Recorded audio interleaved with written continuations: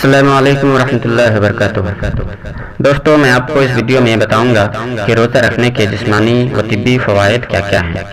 انسان جو کچھ بھی کھاتا ہے یا پیتا ہے، اس کا اثر اس کے جسم پر ضرور پڑتا ہے۔ اچھا اثر انسان کے جسم کو صحت عطا کرتا ہے اور مزید بہتر بناتا ہے، اور برا اثر اسے خراب کر دیتا ہے۔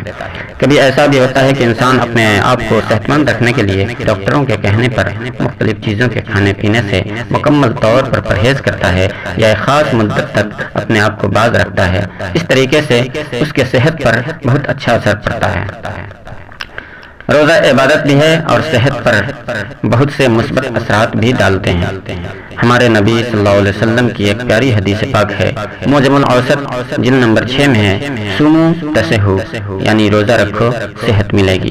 علامہ عبدالرؤف منوی رحمۃ اللہ تعالی علیہ فرماتے ہیں کہ جس طریقے سے ہم صحت مند جسم کے لیے کھانا کھاتے ہیں، اسی طریقے سے صحت مند روح کے لیے اور روحانی زندگی کو بہتر بنانے کے لیے روزہ رکھتے ہیں۔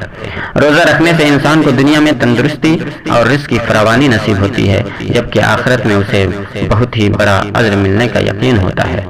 ہمیشہ یاد رکھیں کہ ہر نیک کام اللہ تعالیٰ کی رضا کے لیے کیا جانا چاہیے، اسی طرح روزہ بھی تقوی اختیار کرنے اور اللہ تعالیٰ اور پیارے نبی صلی اللہ علیہ وسلم کی اطاعت کی نیت سے رکھنا چاہیے۔ حکیم الامت مفتی احمد یار خان رحمۃ اللہ تعالی علیہ نے مرآت المناجی جلد نمبر 3 میں فرمایا ہے کہ جو شخص بیماری کے علاج کے لیے روزہ رکھے اور ثواب کی نیت نہ کرے تو اس کے لیے آخرت میں کوئی اجر نہیں۔ روزہ سے اخروی بے شمار فوائد کے ساتھ ساتھ جسمانی اور طبی فوائد بھی حاصل ہوتے ہیں۔ میں آپ کے سامنے روزے کے ان گنت فوائد میں سے 13 خاص طبی فوائد پر روشنی ڈالنا چاہتا ہوں، آپ ضرور پورا سنیں۔